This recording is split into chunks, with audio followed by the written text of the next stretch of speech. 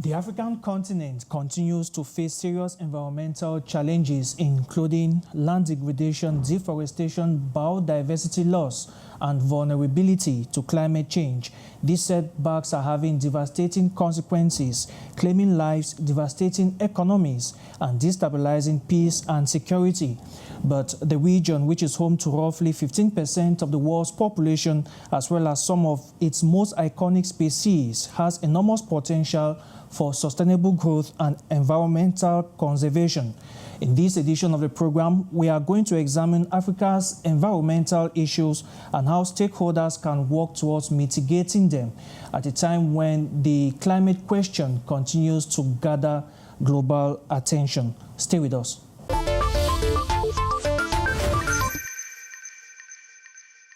My guest has maintained two mutually reinforcing career tracks in journalism and corporate communications. At the core, he is a journalist, having worked with the Post newspaper, the Cameroon radio, television, and international news media such as Reuters.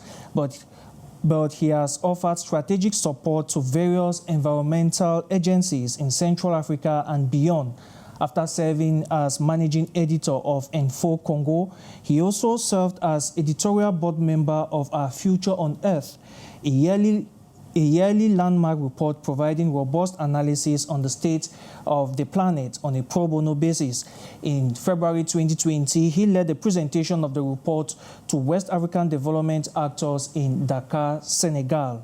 Over the last decade, he has supported the World Bank as well as the African Development Bank to advance the communications of development finance and other sustainability initiatives.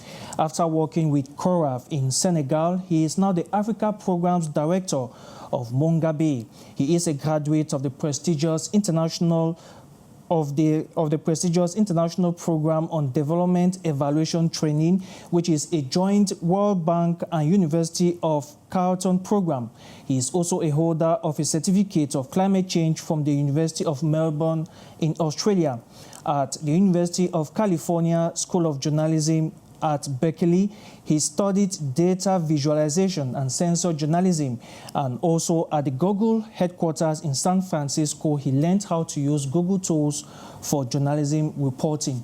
Join me to welcome the African Programs Director at Mongabay, David Akana. David Akana, it's a massive pleasure to have you. Thank you very much for talking to us, and welcome to Dash TV. Well, thank you so much, Peter. I appreciate it. Now, for many decades, you have used your background in journalism and corporate communication to stimulate fact-based reporting on African environmental issues. Let's get down to the beginning. What pushed you to become a journalist? Well, first of all, thank you so much, and I really appreciate you inviting me to the program, Peter. I'd have to say that when I was doing high school, this was just before the decentralization of the university system in Cameroon. There was just one university, right, which was the University of Yaoundé. And when I was leaving high school, my intention was either to teach or become a translator, because I thought at some point that maybe my skills were in interpreting or doing translation.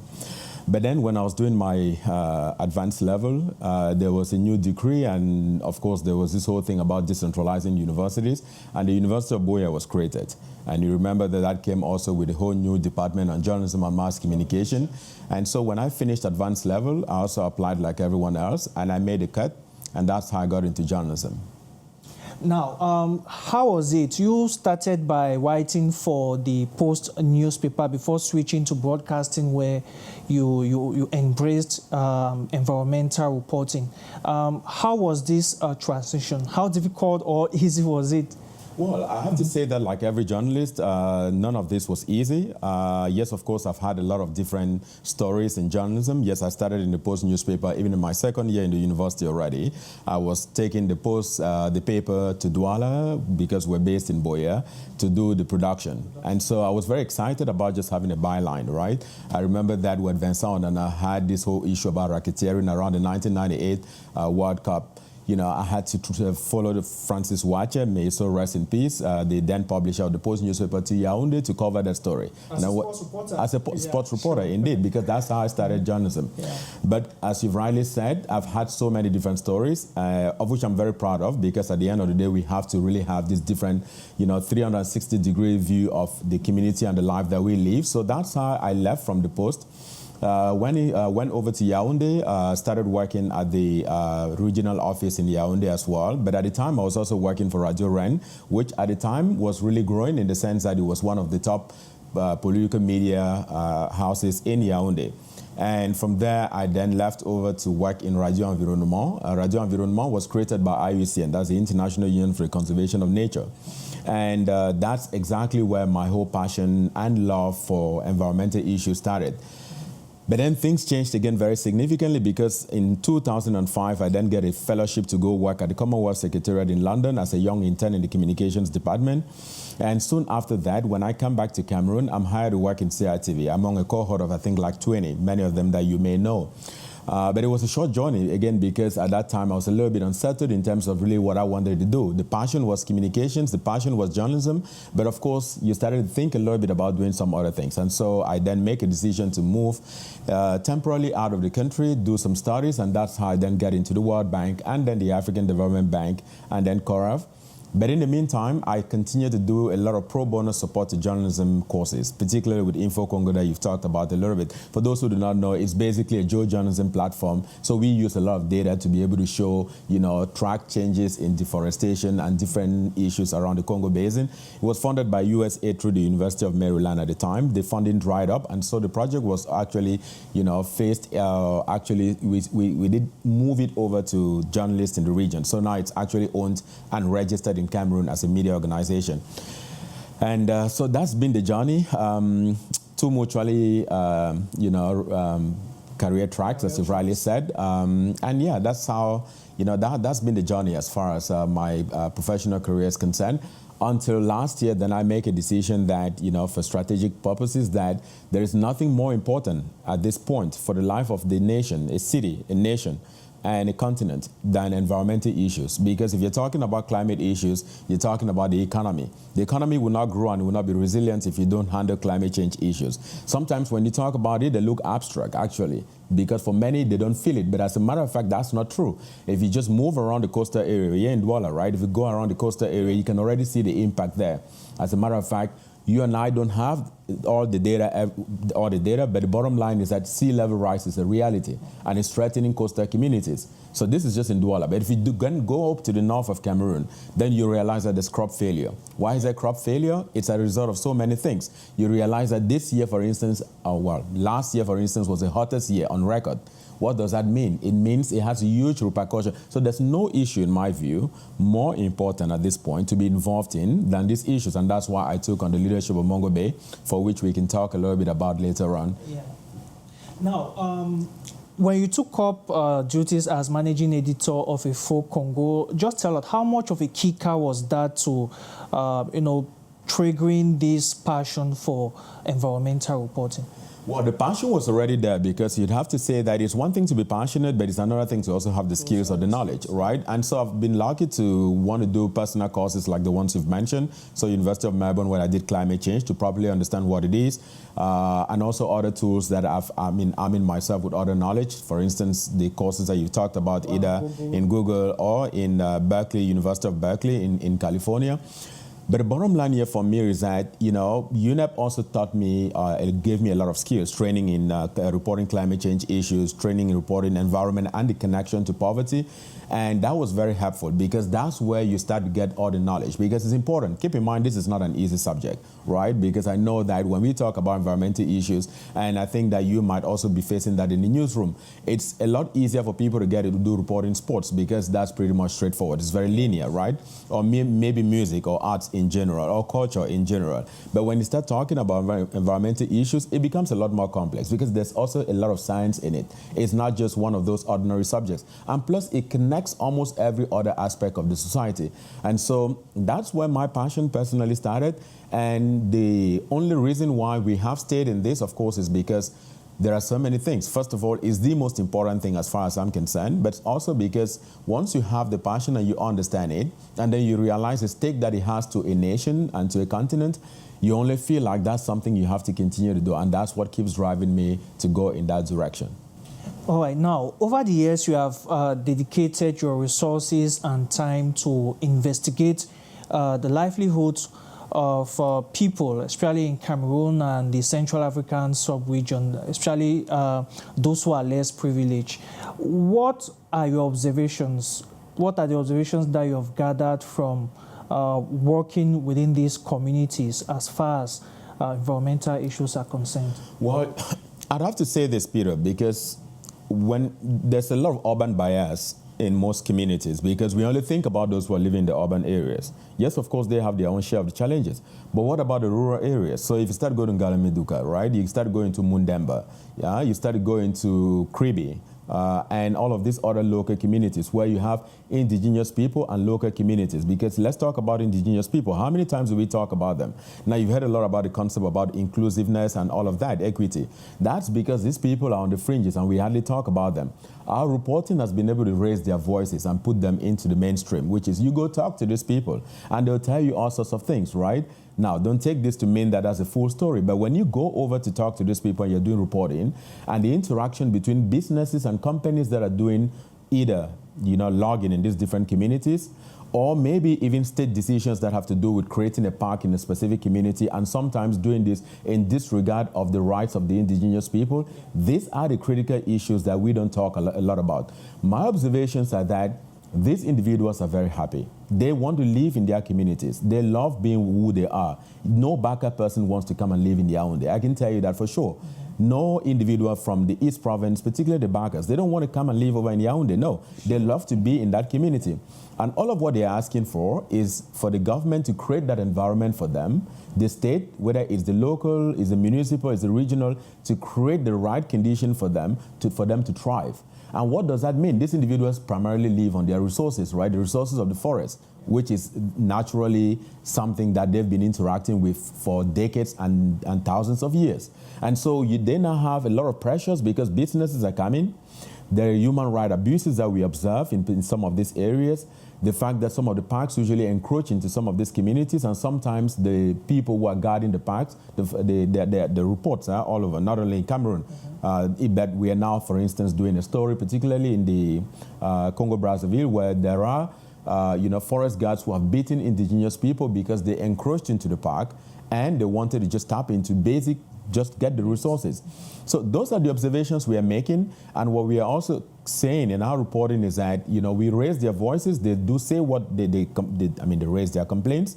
At the end of the day, what we're trying to do is let governments, let decision makers from parliament to municipal, again local, understand that these individuals have a right and have certain issues that are of concern to them, and we put them in the public space for everyone to have a debate on and make the right decisions, because these individuals are critical even for forest conservation as well. Okay, let's talk now about the Future on Air report, which you were a board member. In 2020, you presented the report to development stakeholders in West Africa, in Senegal. First of all, how important is this report? Well, the State of Our Planet report, it's a joint initiative of several think tanks. And I was, like you've rightly said, an editorial committee member, basically helping to shape the direction of the report. It's primarily a report that intended to be able to show the state of our planet as we moved into 2020. And basically, it looks at the connection between politics, economics, biodiversity, pollution, technology, media, and all other critical areas that you may have in our collective livelihoods. And that report found a lot of very interesting things, right? That was back in 2020, the iteration that you're talking about. Yes, and I did that presentation in Senegal to the development stakeholders there. But it was a global report that even had a bearing even to the audience in Cameroon as well, in the sense that the report highlighted different kinds of risk. Remember, let's just take climate, for instance. Is climate a risk? Yes, it is a significant risk. There is no planner and no economist in any country, including that of Cameroon, that can sit and say you're projecting how the economy of this country is going to fare in the next 10, 15, 20 years without looking how climate is, the interaction with climate, because it is so critical. Now, you and I have seen very well that climate has a bearing on almost every single thing. On almost every single thing. Businesses, as a matter of fact, when they make investment decisions, they now have to factor in the climate risk. Climate risk. Because there's no point for you to set up and then the next day, as a result of either flooding or maybe overheating or maybe high temperatures, and then it affects your business. So you have to factor that into any analysis that you make, economic analysis, political analysis, all of this. So that's why when you and I sit here and talk today, Peter, it's not basically just an environmental issue. No, it is not. It has a bearing on almost every sector of the society. And that's why, to me, it is critical that when you and I talk about this issue, let's mainstream it into really ordinary day lives of the people here in Douala and across Cameroon, because it's not just an environmental issue. So that report was basically just telling decision makers and stakeholders in the development space that here's where we are with a different risk, whether you take climate risk or any other risk that you want to talk about. Here's where the oceans are, the state of the oceans, because the blue economy, remember, has huge potential. The African Union has said it could, down the road, in the next 10 years, be an economy of over 500 billion US dollars. That's significant, because a lot of people who are living on the coastal areas depend on fishery. But remember, there's also a lot of untapped resources that you and I don't know in the oceans. So it's all of these areas. So it was just putting the spotlight and based out of analysis, but also science, because, again, all of this is driven by science. So it was just basically going out there and saying, this is where we are with respect to all of these areas that I've talked about. Another interesting one was even just the media, not the direction of the media, particularly because at the time, President Trump was still president of the United States by the time we were writing the report. And the argument was that where is the direction of the press going forward, and how social media and every single thing has either made our lives a lot easier, better, or even worse. I don't know. But the bottom line here was that social media, for all its potential, it's having unintended effects, negative effects, in the direction that our lives are taking today. In Cameroon, I guess there are very concrete examples as well. So that report was basically about that, and then making some policy recommendations. But now, do you have the feeling that African leaders are taking the climate factor into consideration when they are planning their economic perspectives? Because these reports come up, but there are some school of thought who believe that the African leaders are yet to really appropriate the climatic risk when coming out with their economic policies. I'd have to give credit to the African heads of states globally, because if you see their presence in these different climate discussions across the world, it tells you the seriousness of in my view, I think they're taking it seriously. Now, if you start going on into the details, then that's where you start to see a lot of issues, right? So if you just take the last Sharm el-Sheikh climate meeting, which held in Sharm el-Sheikh 2022 exactly. Yeah. That was in Sharm el-Sheikh. It was an African COP, as it was called. That's the Conference of the Parties. To just unpack that quickly, it's just a UN climate meeting. It's a space where UN, all parties come sit and then have a conversation about how you solve the issues of climate change. And then the iteration that held in Dubai this year. Increasingly, you're seeing many African heads of states participate in these international meetings. In my view, that's a translation of the fact that they consider this to be serious. And by the way, I'm sure that their different advisors are telling them that if you do not solve the climate issue, you're setting up yourself for failure. No, seriously. And I think they're taking it seriously.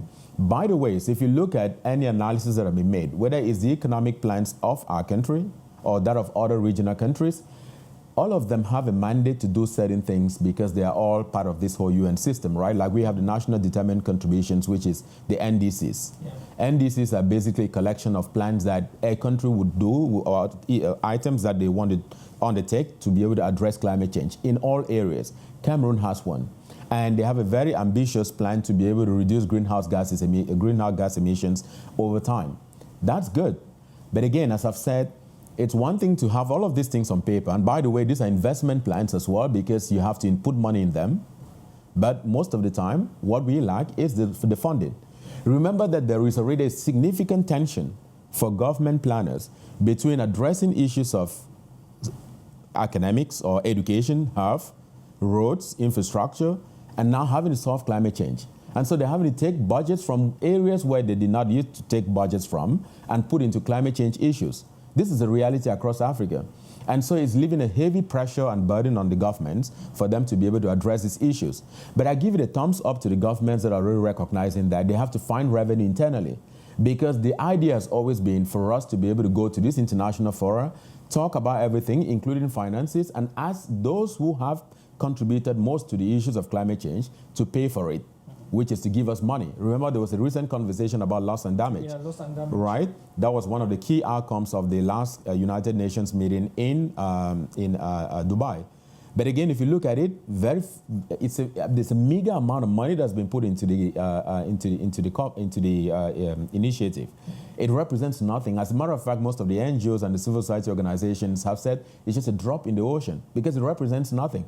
Think about the collective loss and damage that this country is already facing as a result of climate change. It's huge. How do you pay for that? What about that livestock individual who is in the north who's already lost some of his cattle as a result of climate change? How do you compensate for that? What about those who have suffered from flooding?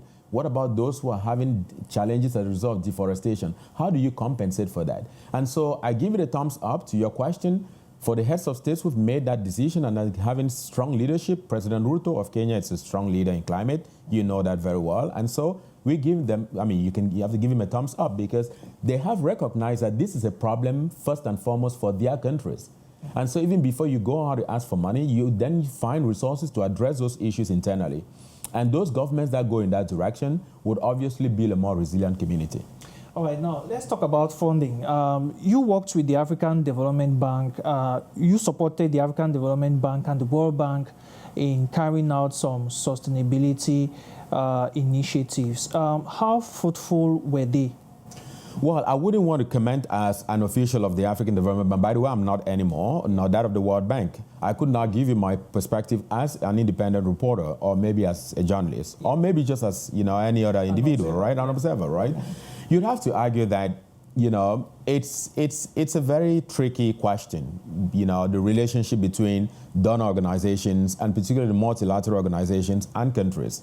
Because it's a sad history at some point, but it's also a good story because I've also seen how much those dollars coming in from development finance organizations does lift people out of poverty, right? Provides electricity in certain villages, builds road in certain villages, and then leads to increasing revenue, empowers women, leads to better livelihoods. I've seen that up front based out of my work in these organizations, and you have to give them a thumbs up. But you also have to argue that because of these challenges in governance, which is everybody knows about, governance in most of our countries, it's not. Sometimes you can rate it and put different kinds of ratings, sometimes great leadership and governance and vision. Now, keep in mind that once you don't have that, then it becomes a little bit challenging for you to be able to go ahead and manage resources very well, whether they be the resources collected internally or resources coming from elsewhere. And so you'd have to argue that why did we finally have the HIPIC, the Heavily Indebted Poor Countries Initiative? That was because there was a whole phase of it where a lot of money had come in. And at some point, these institutions made a determination that we had to cancel the debt because it was not sustainable. But in cancellation, we're going to ask you to do certain things, right? And so those things were done. In some cases, some countries did do that. It wasn't only Cameroon, it was many other countries. And that phase of it went through. And then we restarted the whole process again, whereby countries go when they do their planning, they go to these different funds, and every country borrows. It's not like Cameroon. Every country goes ahead and gets loans, obtains loans to do certain things. But the challenge, and I think, is that citizens have to ask more questions about the use of those resources. You and I, you journalists, have to ask the question, how are they using those resources? How much has been taken over time? Where is it invested in? Is it leading to anything productive? Are we not overburdening and putting a lot of burden on the country over time for younger generations? Because a lot of the loans are not going to be paid by you and I, are going to be paid by other generations that are going to come. So we have to demand and ask those questions. They're legitimate questions to be asked, right? And so I think that's the job that we have as the fourth estate, to ask those questions. That's accountability journalism. We have to ask those questions, and we have to go find the data and analyze it and show it to the audience that over time, this is what this X country has taken, this is where the money has gone, this is where we have questions. It's our job to do that, right? And so if we begin to do that, we're actually doing real public service journalism, by the way, which is for us to be able to help, hold those who are in power and those who are managing our day-to-day lives accountable. Exactly. Okay, let's talk about Mongabay. 6 months ago, you took up duties as the African Programs Director of Mongabay. What attracted you to that particular job? The issues again. It is about what is critical at this moment. Climate is the story of the century. Environmental issues, whether biodiversity, whether pollution, whether oceans, they're the most critical issues that, face us today as human beings. And I would explain a little bit further. And so keep in mind that, after I did my first master's degree, which was basically in mass communications and journalism again, I did a second master's degree, which is actually in business and international relations. And for me, management is critical in terms of the direction that I'm taking in my career. So it was important for me when that call came that I wanted to jump on board and be able to help direct Mongabay Africa. And so it's been an exciting journey so far, because what we've been able to do is, first of all, launch the bureau. So there is an official bureau right now. Not to say that nothing did exist before. There was a team in place with an editor who was doing some great work, and they continue to do some very excellent reporting. And by the way, we've been recognized through several awards. But what we've done in 6 months was to quickly put in place a strategy for Mongabay Africa. It's a strategy that allows us to be able to expand our coverage and cover more issues, particularly in the Congo Basin, right? And also in across West Africa and the Sahelian region in particular. Remember, that area is facing serious land degradation issues. Land degradation is a critical problem for most of us, humanity as well. And so we've been able to put in place a strategy, and that strategy is not only going to do accountability journalism, but we are also looking at doing solutions journalism. I know that for most part, what we've done over time is that as journalists, we're very good at showing what doesn't work. But sometimes we have to show what is also working. So if the Ministry of Environment in Cameroon takes a good decision that allows us to be able to move in the direction of sustainability, we would flag that. If there's a local leader here who is protecting mangroves across the estuary here in the Gulf of Guinea, we're going to flag that. If you are doing some great work in environmental space, we're going to flag that, because those positive stories tend to get more traction than even the negative stories. Remember that negative stories just turn people off. Sure. Because we are all tired of the doom and gloom, right? And we don't want to perpetuate that. It is true that there are issues that are happening in the forest areas that are not good in terms of governance, right? There are a lot of businesses that come in and they find themselves doing things that they don't have to do. We found this in our reporting. We would show that, right? Because it's our responsibility. But the other part of it is also to show things that are working. So that's critical to our strategy. And so that's where we are in the last 6 months. We're expanding. We're doing a lot of hiring at this point, because we also want to expand a lot in Francophone Africa, because previously we did not have a lot of footprints in Francophone Africa. So we've looked at the media market, environmental media market on the continent. We think it's space that we want to occupy. We think we want to be the leading voice as far as, conservation issues reporting is concerned. And so that's my challenge. That's my excitement. That's what drives me. And I think we're going to get there. And someday, we would be able to say that we contributed in making environmental issues become mainstream. Because as a matter of fact, I know that you care about those issues, but also what about the skeptics? So I'm really very mindful of those who don't know or care about these issues. We want them to know about these issues, because as a matter of fact, they are the most important thing as far as the development of our country is concerned. I know we talk every single day about GDP, but you cannot talk about gross domestic product without thinking about these issues, right? I know we spend a lot of time talking about soccer and sports and culture and all of those things. But even culture, it's so related, because I'm just talking about the Bakas, right? How do you preserve the culture of the Baka people if you don't undertake good conservation? Because these people have naturally and from time immemorial lived in these communities. If you destroy it, you're destroying the soul and heart of the nation. And that's why in some areas, there are protected areas because you cannot go in there. You have to keep those. They're sacred. And so we have to think in the same direction. I'm saying there are good actions that have been taken. We have more protected areas in Cameroon than most countries, which is great. And I applaud the government for doing that. That's what you have said. For those who are sports lovers and they don't mind about the climate change issue, we saw during the African Cup of Nations where we had the cooling break system. Excellent. Every 30 minutes. Excellent. And of course, that has got to get the viewers to know that the climate change questions also is coming into the sports domain. And that's an excellent point, Peter, because think about it. What that is suggesting is, because those games were played under, I think, 33 degrees. 33 degrees in or Ivory 32, Coast. 33. Think about a scenario whereby they're going to have to be doing 5 cooling breaks in a game. They were doing 2 at the 30th and at the 70th minute, isn't it?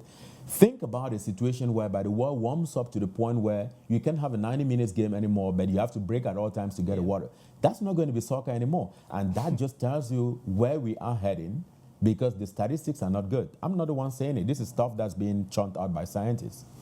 Okay, now, what makes Mongabay unique amongst the platforms that are dishing out information on African environmental issues? We hyper-focus on conservation issues. It's been 22 years about that. It was founded by Rod Butler, a journalist based in the United States, an adventurer who just wanted to understand how the world was working the conservation issues, with his parents going around the world and watching tropical forest. And then he put in place a platform, but in the last several years, it's grown in a very significant way. And, what is really unique about them is that it's a long-form reporting, right? This is reporting that takes time. It's 2 months, 3 months, 6 months sometimes, where you have to go in and stay in communities and do reporting that takes a lot of time. So that's really unique about them, and that's why we're winning a lot of awards. We just had an award recently. Actually, I think the team is actually in Spain right now, receiving the Biofailure Award, which is one of the most prestigious awards that can be conferred onto anyone. And we've had a lot of them in recent years. So that speaks to the quality of the journalism that we are undertaking. As a matter of fact, there's a lot of superficial reporting. You know that, right? It is who, what, when, how, and whatever. That's not reporting. You and I know that. I've seen that in-depth, which is your program is beyond the story. You have to go beyond the story, and you have to be consistent and keep reporting these issues. Now, when there is a fire, for instance, it's Marché Central in Douala, and you go there and do the reporting, do you come back after and say, who were those who actually suffered from it? And has the government done anything, or the council done anything, to put it that way, to be able to reconstruct? And maybe compensation, insurance, have they paid all those things? You cannot just do reporting and just move on. No, you have to stay on the issues, and that's what we do. We stay on the issues, we dig deep, we do in-depth reporting ranging from 1,500 words to 3,000 words, and set them up. We set them up in different formats, whether it's audio, video, and all other multimedia elements, because we found out that the issue needs understanding. We need to explain for people to properly understand what this issue is about. Remember, we are not talking about the most sexy issues here, right? You are not talking about some of the most complicated issues. If you're talking about a shark, this is a whole, what is a species? But many people look at it on TV. Do you properly understand what it is, how it lives, the ecosystem in which it functions, how it thrives, and how it is under extinction or threats or whatever? We go in and do those things in depth, as opposed to, there's no other one. Perhaps there are few, competitors across the continent, but we are really distinguishing ourselves in that area. That's really where we are different. There are many underreported issues as far as environmental journalism is concerned. Which of these issues is Mongabay bringing to the fore? Well, if you just take the few issues that we are reporting right now, so I'm just going to quickly take one issue that we are reporting at this point. For instance, the issue of climate change. And I'm going to focus a lot on that because I think that's really the most critical issue. You and I don't talk a lot about how this affects indigenous and local communities. Because again, keep in mind that because of the commercial nature and the nature of the businesses that we set up, media organizations, you tend to focus more on some of the issues that either in some way or the other are revenue generating, right? And so some of the issues that affect people, particularly indigenous communities, most people don't focus on those issues. We focus on them. So there's a whole desk in Mongabay that focuses only on indigenous and local communities, which is great. So you go in there and you have stories about these local communities, not only across Africa, but across the world. So those are some of the critical issues that we're looking at. In Africa right now, we're looking at significantly issues about oceans. So the interaction, so plastic pollution, which is a major problem as far as oceans are concerned. We're looking at offshore drilling, which is also a very major issue for us. We're looking at, the interaction between the economy of the ocean, which is something that can bring in a lot of revenue for countries, but also, issues around sea level rise, et cetera, et cetera. We're also looking significantly at issues around biodiversity. Biodiversity is a central one in the Congo Basin where we are, you and I are. Biodiversity, it's broadly the broad theme, but it's just this whole issues about, forest deforestation. It's about illegal logging. It's about species extinction. It's about poaching. All of this fall under the umbrella of biodiversity. We look at those issues in a very significant way. We look at them from a national lens to a continental and a transatlantic lens. So we go in and look at which companies are actually involved in poaching. And when they poach, where do they take these things to? Is it the market in Asia? Is it the market in Europe? And we do reporting about these different issues. And what we do is we put the spotlight on it and stay there for a while to make sure that, we actually can, take our reporting to the end and actually help to make for better decision making. Now, the African environmental issues are now getting lots of attention on the global scale. How significant is it when it comes to the global discussion on the environment? Well, keep in mind that, a lot of the environmental issues are global common goods, because climate change, my climate or this climate, it's yours, it's that of somebody in California, it's that of somebody in Japan. We all share the same air, we all share the same space. And so how we manage these issues on the continent, or how they are managed in Japan, or how they are managed in Australia, are going to be critical for our overall collective survival, isn't it? And that's why those issues are of importance to everyone. They are getting increasingly, you'd have to argue, based out of the language that comes out from some of these international arrangements that have been put in place to solve these issues. In the case of environmental issues, whether it is the UN Treaty on climate or that of biodiversity, because there are several of them, you can see that there's a recognition that these issues are important. And they are important.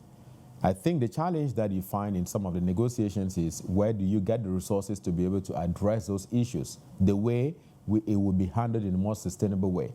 Because keep in mind, you and I have, and our countries and our leaders have a legitimate goal to develop the country. Yeah. And sometimes it will mean putting the road in a certain area where you would consider to be sacred, and maybe an area where you shouldn't go into, right?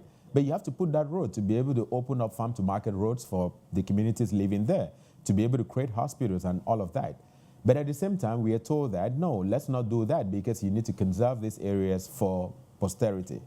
And so there is a challenge, which is, how do you manage the current needs, our current needs of development, which are immense. We've not developed yet. We're still virgin land, basically, compared to European countries that have centuries of development, or maybe global north countries, to put it that way.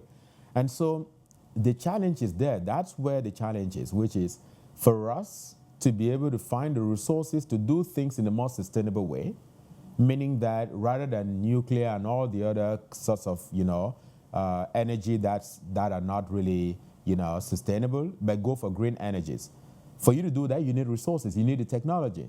And so you can understand, and I'm sympathetic to the arguments of the developing countries, whereby you're asking for resources from those who've always had a historic contribution in terms of pollution, in terms of, emitting greenhouse gases, to give us those resources and the technology for us to build a more resilient economy. Because we have a fresh, and I would say a newer, starting point for us to do things in a whole different way.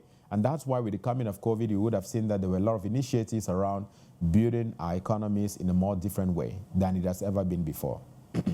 Okay, now, conservation solutions have often been neglected when it comes to the environmental discussion. What explains this, and how is Mongabay going to approach the conservation issues? Well, our role is raising awareness, is putting the information out there, it's doing the analysis and helping decision makers to make good decisions. It's inspiring as many people as possible to be able to take action and urgent action to address the issues that we face today.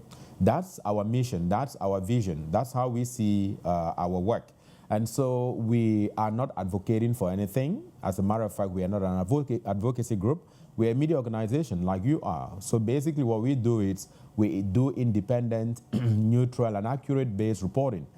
And that's all. We don't take sides. We don't take sides, basically. And so that's our work. And so what we continue to do is to shed light on some of these conservation solutions.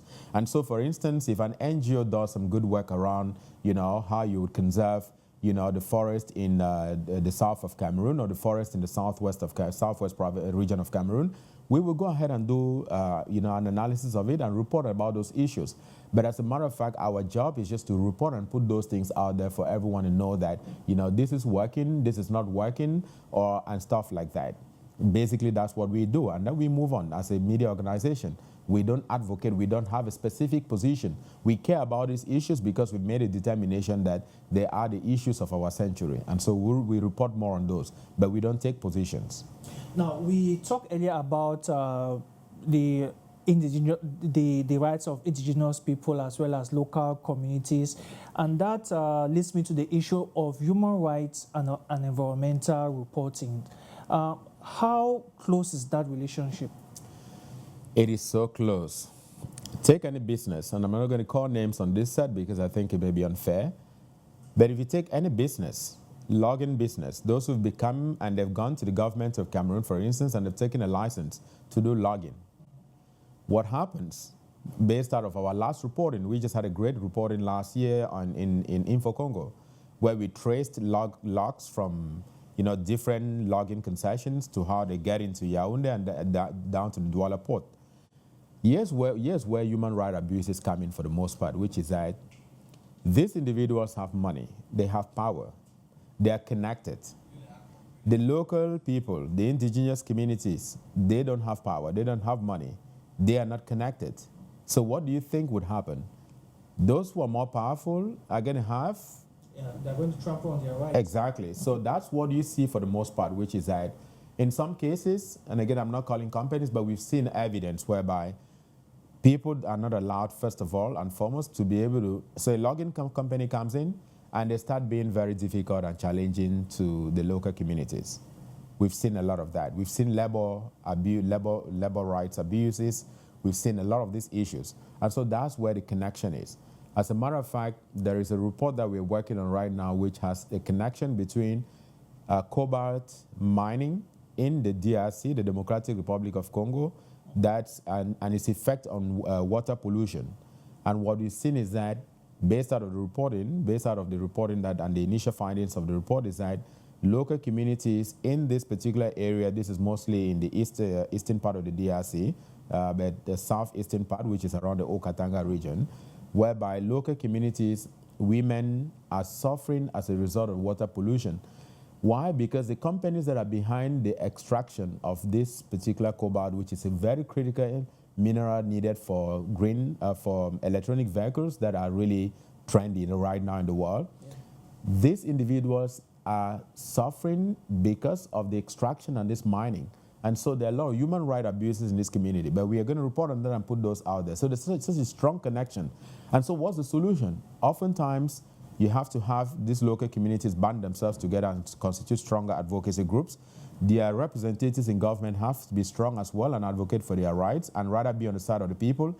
But also our governments have to be a lot more stronger in terms of protecting their own people as well, because when you give out these licenses, there are restrictions. You are allowed to do certain things, but there are also things you're not allowed to do. And if you do commit anything that's illegal, of course, you should be able to go through the whole judiciary process and go and have penalties. But you know what happens for the most part is that governance, because it's weak, and sometimes because the judiciary arrangements that sometimes are also, you can penetrate them anytime, you end up having, outcomes that are more in favor of those who are still connected and have power. Yeah. As a result, the local communities suffer. Okay, let's talk about the COP28 summit, because it is the latest and the most recent global event on climate change. What are your positives from this summit? I think it was really the first time where the issue of fossil fuels got on the table of discussions. Absolutely. But I've also been very careful, Peter, when we say that it was language in the overall outcome about fossil fuels, which is facing down fossil fuels, whatever that means, and what it really means in reality. So it's one thing to have it in the text of the outcome of COP28, but it's also another thing in terms of what would happen in reality. Keep in mind, most of the economies are fossil fuels. Especially in Africa, Cameroon. Exactly. Yeah. And so what's happening here is that, yes, of course, fossil fuels was found in the language. It was part of the language of the final outcome, which is great. And I really think that was a good thing, because it's been going on for decades and decades. This was the 28th edition, and this was the first time that we are having that. So it's really historic, as a matter of fact. But then the positives also were a lot more than the fossil fuels, right? It's also the fact that there was at least a fund that has been created to handle issues about loss and damage. I've said that loss and damage is a critical concern for developing countries, because they are already suffering from the effects of climate change. But it was not just only creating it, it was actually capitalized as well. There was some money that was put into it. It's not up to $1 billion yet, it's about 800 by the time that we were leaving Dubai. And again, it doesn't represent a lot, because 1 billion, it's basically a drop in the ocean. If you're looking at the overall scheme of climate finance, it's a lot of money that's needed for adaptation, mitigation, and several other areas. And so in my view, I also think that was such a very positive outcome. Now, you would argue that there are other specific issues that may be region-driven. I know that for most African countries, they had a lot of challenges about the fact that, should we actually, how do we balance the need for development and actually doing the things that, this negotiation process is asking of us. And so there was a lot of challenge around transition minerals or transition fuels. That issue was a very contentious one as well, but I think at least that somewhere there is a recognition that African countries have to develop. They need to develop. They are still, they are not at the same state with their peers from the north. And so you often hear these arguments about the fact that we have to do certain things and use certain energies, even if they may not be that clean or green, but it is important for us to be able to at least develop. And so in my view, those discussions, COP28, as a matter of fact, was successful more in this regard. But if you still look at the funding, there is still a lot of deficit in terms of how much money is available and how much the global north parties are willing to commit to allow developing countries, including Cameroon, to be able to adapt to the effects of climate change. And so funding remains a major issue as far as I'm concerned. So it was sort of a win-win in the sense that if you look at some of the positives, yes, there were some great positives.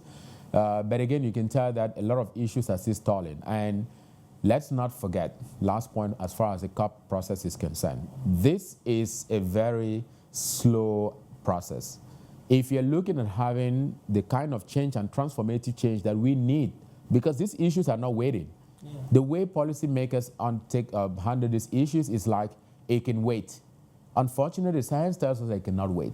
2023 was the hottest year on Earth. When it says, what does that data mean to agriculture, to livestock, livestock farmers? What does it tell for people who are, depending on the oceans? There is an urgency that's needed. And so it will require that we have to go into the countries and find resources and take care of these issues if we are going to be able to be more resilient economies and more resilient communities. Because if we don't do that, we're exposing our folks, we're exposing our citizens, and we cannot wait for somebody to give us help for us to be able to address issues that are of concern to us, isn't it? And so that's why domestic funding remains a critical part. And you would argue, if you were in the 2015 International Development Finance Conference in Addis, which was one of those meetings that had preceded the adoption of the SDGs, one of the fundamental arguments that was given around finances was that let countries go into their countries and find the money. If you do revenue generation, revenue collection, and revenue use correctly, we have a lot of money to use and not even depend on overseas development finance or the overseas support. As a matter of fact, economists do agree. The challenge that we have, and this is not specific to Cameroon, is from the collection of revenue to the use of revenue. There are a lot of issues there. Yeah. If you solve those issues, we have so much money that we can generate internally to be able to address education, infrastructure, health, and handle climate change, and several other areas that we care about. Now, governments come in and go because they are elected based on different platforms, and some governments say, I would address climate change, and they win and they get that platform, and maybe they prioritize it more than others. But we have to find a way of getting those funds, indigenous funding, because that's the future direction, as a matter of fact. Okay, Africa is experiencing lots of political and security crises now.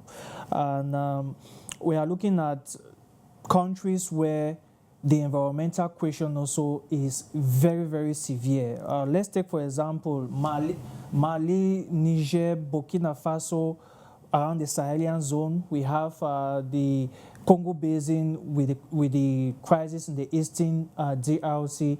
We have Somalia with Al-Shabaab and the food crisis happening across the Horn of Africa. How do these political and security shocks affect the way these environmental issues are being addressed? They are all interconnected. They are all interconnected. And you can even add to the puzzle migration. They are all interconnected. I do not see us being able to find, you cannot address these issues from a silo perspective. The model has to be a holistic model. It has to be a 360-degree model in terms of addressing these issues. As a matter of fact, I do not see how you address the issues of terrorism or the issues of insecurity in the Sahel area independent of the climate issues or independent of the migration issues.